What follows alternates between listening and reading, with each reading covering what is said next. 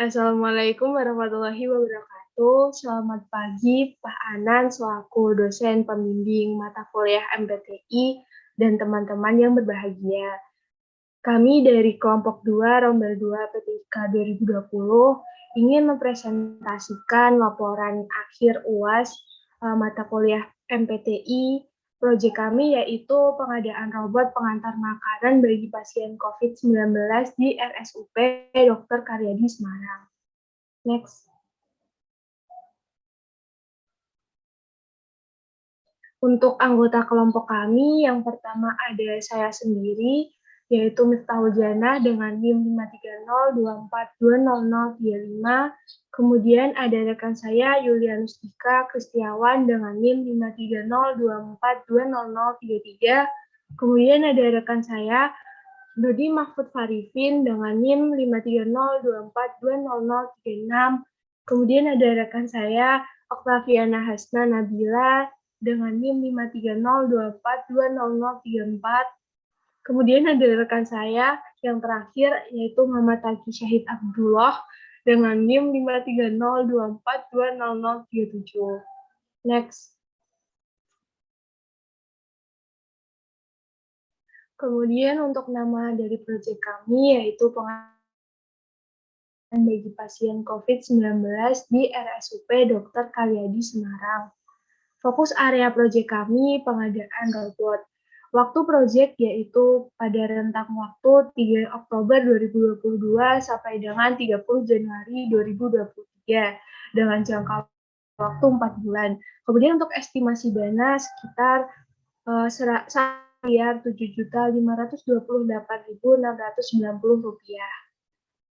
Tujuan proyek ini adalah guna meminimalisir kontak antara tenaga medis dengan pasien COVID-19 serta mengurangi pemakaian alat pelindung diri atau APD yang persediaannya semakin lama semakin menipis. Oleh karena itu, dibuatlah robot sebagai alat pembantu yang digunakan untuk mengantar makanan dan obat kepada para pasien COVID yang berada di ruang isolasi Rumah Sakit Umum Pusat Dr. Karyadi Semarang. Kemudian untuk keunggulan proyek yang pertama, hadirnya robot pengantar makanan Rumah Sakit Umum Dr. Karyadi Semarang adalah untuk meminimalisir kontak antara perawat dan pasien COVID yang berada di ruang isolasi. Kemudian hadirnya robot ini juga dapat mempercepat penanganan COVID di Indonesia karena mengurangi penularan COVID-19. Kemudian yang ketiga memudahkan RSUP Dr. Karyadi Semarang dalam menyajikan pelayanan terbaik kepada pasien COVID-19. Dan yang terakhir adalah memanfaatkan kemajuan teknologi dalam bidang kesehatan agar dunia kesehatan juga selalu berkembang dan selalu update dengan perkembangan teknologi saat ini. Selanjutnya akan disampaikan oleh rekan saya. Silakan. Oke, baiklah. Sebelumnya nama saya Muhammad Taki Syahid Abdullah dengan NIM 530242037. Di sini akan saya sampaikan terkait total nominal dana proyek. Di tampilan ini merupakan tampilan total nominal proyek dari baseline atau dari awal ketika kita merancangkan pembuatan proyek ini, yaitu saat itu masih berada pada nominal dana Rp0, kemudian untuk kosnya sebanyak Rp991.528.690.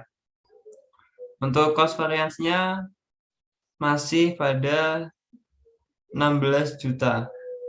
Di bawahnya lagi terdapat tampilan tabel yang menunjukkan cost varian atau cost, kemudian baseline cost, remaining cost, dan actual cost pada pengadaan robot pengantar makanan bagi pasien COVID-19 di RSUP Dr. Karyadi.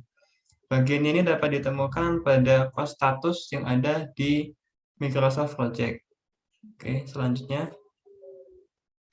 Kemudian masih sama tentang total nominal dana project, tapi kali ini sudah mencapai tengah project tengah proyek itu terjadi pada tanggal 2 Januari tahun 2023. Jika tadi dimulainya pada bulan November, maka tengah proyek berada pada bulan Januari. Untuk nominal dananya ada 284 juta 224 312 rupiah. Kemudian untuk kosnya ada sebanyak 959 juta 70.502 rupiah. Untuk kos variansnya 48 juta 458 188 rupiah. Untuk nominal dana itu dapat dilihat pada aktual cost, pada tabel bagian aktual cost. Kemudian untuk cost itu dapat dilihat pada tabel bagian cost-nya, dan cost variance ada pada tabel cost variance juga. Selanjutnya, yang terakhir ada total nominal dana project untuk akhir project. Akhir project kita jadwalkan sampai tanggal 31 Januari 2023. Untuk total nominalnya ada 968 juta 235.574 rupiah. Oke, kemudian untuk kosnya ada 972 juta 235.574 rupiah. Dan terakhir ada kos variansnya dengan total 35 juta 293.116 rupiah. Dapat dilihat juga di tabel di bawahnya. Oke, selanjutnya. Oke, selanjutnya selain tadi total nominal dana project, di sini kami juga menampilkan untuk cost variance antara resource berbentuk SDM ya, berbentuk pekerja dari baseline-nya dan cost-nya. Baseline merupakan gambaran awalnya dan cost merupakan kenyataannya. Untuk pekerja dengan status manajer proyek itu kita baseline-kan mencapai 86 juta rupiah untuk dari awal sampai akhir proyek gitu ya. Tapi pada kenyataannya atau pada cost-nya itu mencapai 88.500 rupiah, 500.000 rupiah, mohon maaf. Dengan cost variance atau bedanya itu mencapai 2.500.000 rupiah. Pun begitu untuk di bawahnya ada programmer, electronic engineer dan sebagainya. Oke, next. Kemudian ini ada rincian variance untuk setiap resource, work, dan material yang terlibat. Oke, pada tabel yang di kiri itu ada cost status untuk pekerja, untuk bayaran pekerja gitu ya. Dapat dilihat ada actual cost-nya, remaining cost-nya, dan baseline cost. Oke, kemudian sebelah kanannya terdapat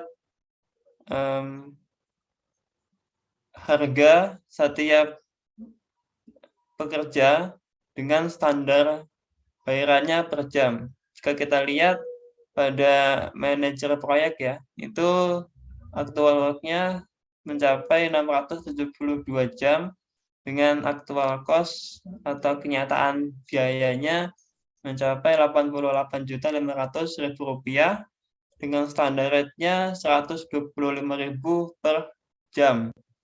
Pun begitu dengan yang lainnya, ada programmer dan sebagainya. Kemudian di bawahnya ada pembagian atau pembagian dana yang digunakan untuk material dan untuk untuk pekerjanya. Dapat dilihat di tabel yang di bawah. Oke, kemudian selanjutnya.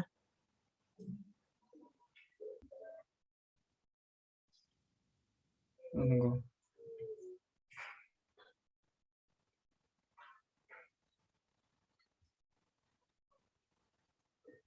Oke.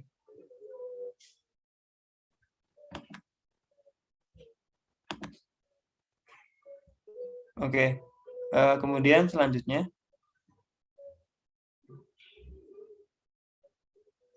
ini udah kan? Jelasin itu SDM yang paling terdampak. Oh, oke. Apa SDM apa? Programmer ya? Di Word udah ada itu nih, teks tinggal baca. Di programmer, ingatku. Males baca.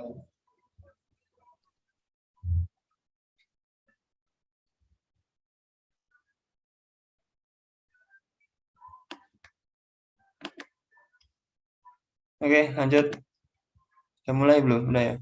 Oke, kemudian untuk ini untuk kerja untuk pekerja yang paling terdampak pada kasus ini, yang mana kasusnya adalah kenaikan harga, kemudian terdapat bencana, kemudian juga ada kecepatan deadline. Yang paling terdampak dari kejadian tersebut adalah programmernya, kemudian electronic engineer, mechanical engineer. Karena ketiga itulah yang menjalankan proyek secara langsung dan yang paling banyak mendapatkan lembur untuk mengejar deadline yang semakin dipercepat. Oke, next.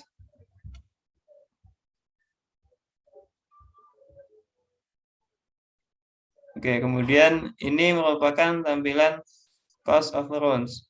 Tampilan ini untuk melihat kembali bayaran di setiap tugasnya dan juga dapat dilihat untuk materialnya.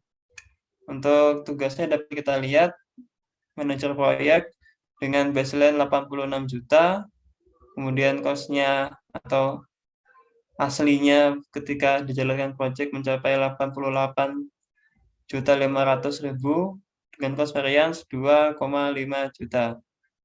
Itu untuk karyawan atau untuk pekerjanya. Kemudian yang di sebelah kanannya itu ada tampilan untuk material. Untuk material seperti Arduino Uno itu di baseline-kan mencapai 9.696.000. Kemudian untuk cost-nya atau kenyataannya mencapai 9.699.232 rupiah dengan cost variance 3.232 rupiah. Nah, ini terdapat cost variance atau perbedaan antara baseline dengan cost. Menurut kami hal itu hal yang tidak apa-apa, hal yang dibolehkan karena perbedaan itu hal yang wajar, apalagi terkait masa yang belum datang ya. Ketika kita sudah membuat baseline, tapi kita belum dapat menentukan cost-nya. Karena dapat juga ketika kita mengerjakan proyek terdapat hal-hal yang tidak diinginkan, seperti adanya bencana, kemudian adanya kenaikan harga, dan adanya seperti percepatan deadline proyek gitu ya, yang pasti akan mengakibatkan kenaikan dari harga material dan juga harga pekerjanya. Oke, next. Kemudian untuk rincian varians jam bekerja ya. Oke, di sini ada tabel yang menampilkan rincian varians dalam bekerja. Yang pertama ada manajer proyek dengan work variance-nya minus 16 jam dengan remaining cost-nya tidak ada. Berarti semua tugas sudah diselesaikan. Oke, next. Dan di sini rincian varians atau status bekerja yang dilihat dari jamnya pada tengah proyek. Tengah proyek berarti tanggal 2 Januari 2023. Coba dilihat di grafiknya, misalkan manajer proyek itu aktual work-nya sudah mencapai 560 jam dengan remaining work-nya atau jam bekerja yang belum terpenuhi itu mencapai 120 jam. Ini belum terpenuhi karena masih berada di tengah proyek. Oke, next. Kemudian di sini ada rincian variansnya. Rincian varians untuk bayaran ketika lembur ya. Di sini ada semua jenis pekerjaan. Kita ambil contoh untuk manajer proyek ya. Itu kami inisialkan dengan MP, kemudian overhead-nya atau lemburnya itu Rp187.500 per jam. Itu kami hasilkan dari standar rate atau harga aslinya, harga jika bekerja normal, yaitu 125.000 per jam, ditambah 50%-nya. Jadi menghasilkanlah Rp187.500. Itu juga berlaku untuk semua jenis pekerjaan. Kita mengambil dana untuk lembur adalah 50% ditambah 50% dari standar rate aslinya. Oke, seperti itu. Next. Oke, selanjutnya akan saya serahkan pada rekan saya. Baik, selanjutnya yaitu mengenai project over budget. Sebelumnya perkenalkan, nama saya Dodi Mahfud Arifin dengan NIM 5302420036. Apa itu project over budget? Project yang over budget adalah kondisi project yang dikerjakan ternyata melebihi budget yang telah dianggarkan pada awal pembuatan project. Akan tetapi saat implementasi atau pembuatan project, budget yang diperlukan jauh di atas anggaran yang telah dibuat. Maka hal tersebut mengakibatkan over budget. Misalnya, ketika seseorang menganggarkan budget sebesar 50 juta, namun pada saat pengerjaan, mereka menggunakan lebih dari 50 juta, misalnya 55 juta. Untuk 5 juta tersebut, yaitu merupakan over budget, di mana 5 juta tidak termasuk pada anggaran yang sudah disepakati. Kemudian, mengenai project over budget, project yang kami tangani, project yang kami buat tidak mengalami over budget, karena dalam proyek ini ACWP tidak melebihi BCWP. Bisa dilihat pada grafik di bawah. Kemudian penggunaan dana masih berada di lingkup BCWP. Kemudian pada CV juga menunjukkan nilai positif yang berarti proyek tidak mengalami over budget.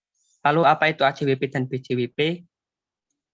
Menurut artikel yang saya baca, ACWP yaitu Actual Cost of Work Performance, yang artinya jumlah biaya aktual dari pekerjaan yang telah dilaksanakan.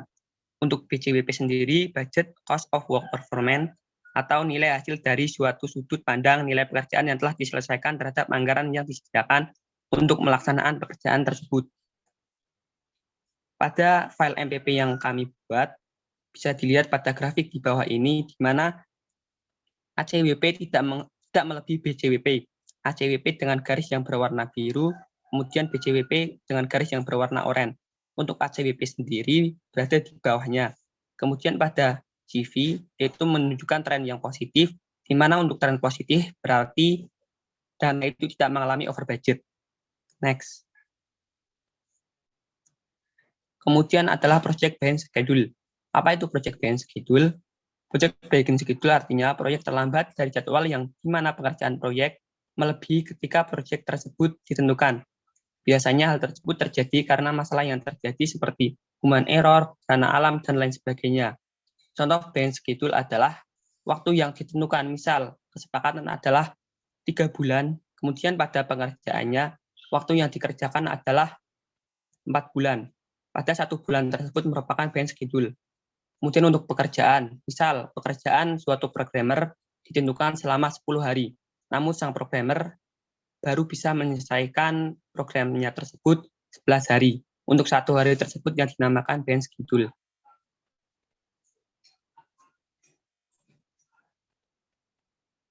Next. Project behind schedule. Untuk waktu pekerjaan proyek yang kami tangani ini, alhamdulillah tidak melebihi waktu yang sudah ditentukan. Karena pada proyek yang kami tangani, terlihat bahwa BJWS yang ditunjukkan oleh grafik tidak melebihi BJWP, yang artinya waktu pekerjaan dari proyek kami masih berada di lingkup BJWP atau tidak melebihi waktu yang sudah ditentukan oleh klien dan oleh kepala manajer. Kemudian pada SP juga menunjukkan nilai positif yang berarti kita tidak mengalami project behind schedule. Lalu apa itu BCWS? BCWS sendiri adalah budget cost of work schedule, artinya nilai anggaran untuk suatu paket pekerjaan yang dipadukan dengan jadwal pelaksanaannya. Untuk BCWP sendiri seperti tadi yang saya jelaskan, yaitu budget of work performance atau nilai hasil dari sudut pandang nilai pekerjaan yang telah diselesaikan terhadap anggaran yang disediakan untuk melaksanakan pekerjaan tersebut. Bisa dilihat pada grafik tersebut, di mana BCWS dan AC dan BCWP hampir seimbang, walaupun pada awal-awal terlihat ada varians. Kemudian pada SP menunjukkan tren positif, yang berarti SP tidak melebihi dari apa yang ditentukan, atau tidak adanya project behind schedule. Mungkin itu dari saya. Apabila ada salah kata saya ajukan, saya lanjutkan ke rekan saya.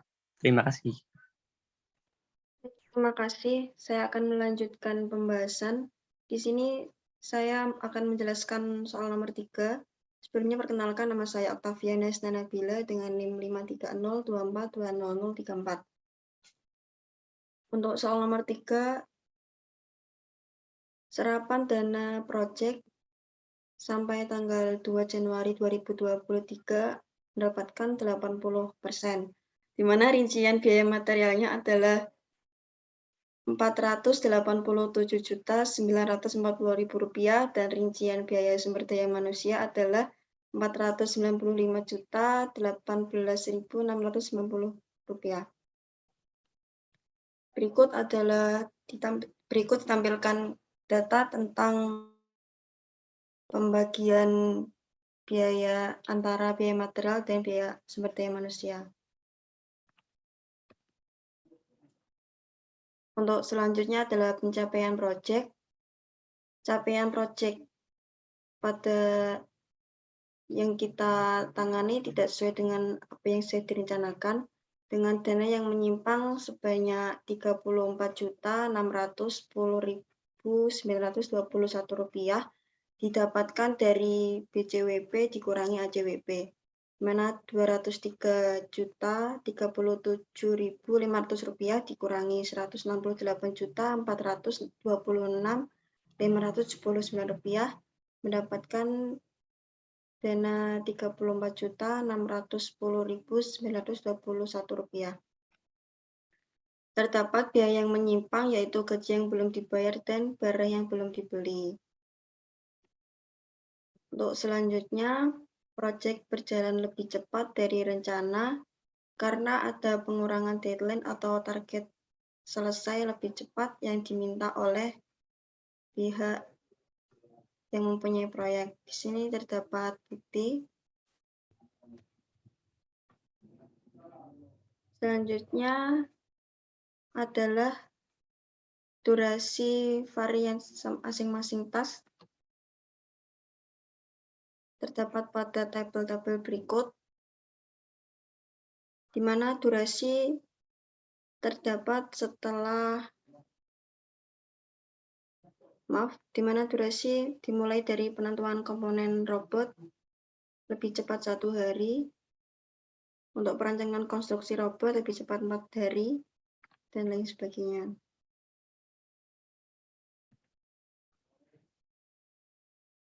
Berikutnya adalah estimasi atau durasi proyek akan selesai.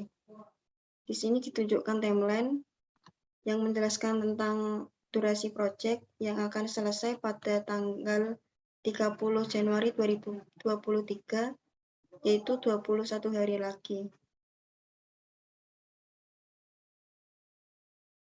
Selanjutnya adalah Forest Cost to Complete atau FCTC. Di sini menggunakan rumus BAC dikurangi BCWP dibagi CPI. BAC sendiri adalah budget cost to complete atau biaya yang dianggarkan pada saat proyek selesai. Dan BCWP didapat dari grafik tadi, CPI juga dapat dari Microsoft project, di mana nilainya 1.7.528.690 rupiah dikurangi 203.037.500 rupiah dibagi CPI-nya adalah 1,21 yang mendapatkan hasil 664.868.752,66 rupiah.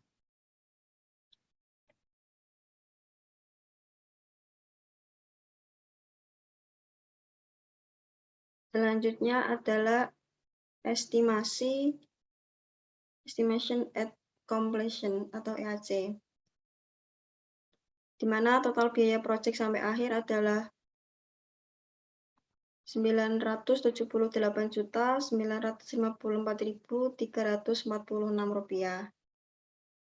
Dan selisih total dana proyek dengan yang direncanakan.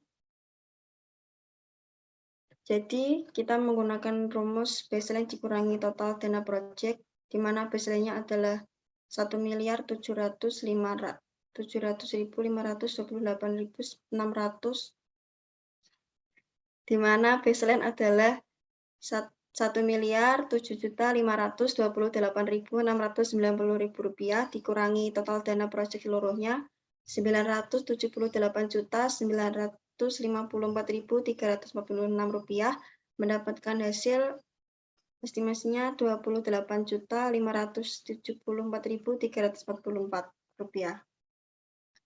Selanjutnya akan saya serahkan ke teman saya. Silahkan. Baik, perkenalkan nama saya Yulianus Kristiawan. Di sini saya akan menjelaskan soal nomor 4. Di sini saya akan menjelaskan indikator atau tolak ukur keberhasilan suatu proyek. Nah, di sini terdapat 3 poin, yaitu waktu, biaya, dan mutu.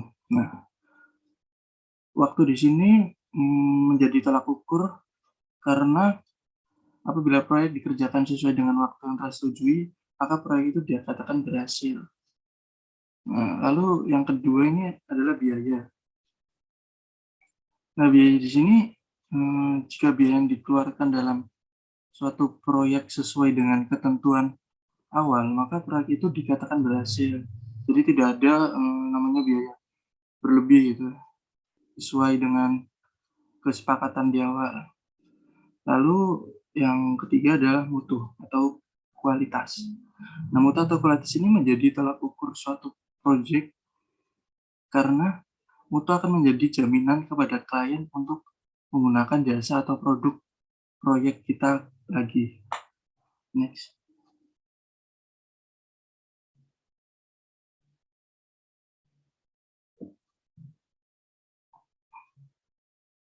Nah, lalu tolak ukur keberhasilan proyek ini,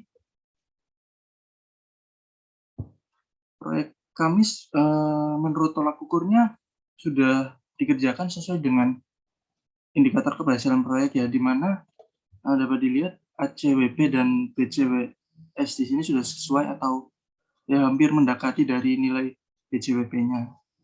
Nah, oleh sebab itu durasi atau waktu pengerjaan tidak melewati batas yang ditentukan dan biaya yang dikeluarkan sesuai atau tidak over budget, dan mutu atau kualitas yang dihasilkan sesuai dengan harapan dan kesepakatan. Dapat dilihat ya di gambar ini.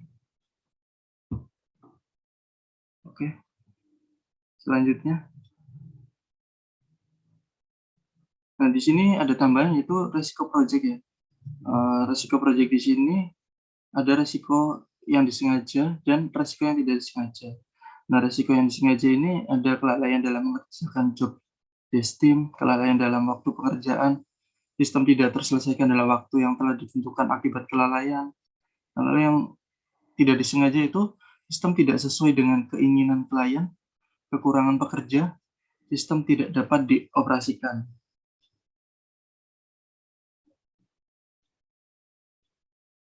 Lalu ada resiko eksternal, yaitu putus kontrak di tengah pengerjaan, resiko penunggakan biaya, perubahan keinginan klien di tengah pengerjaan proyek.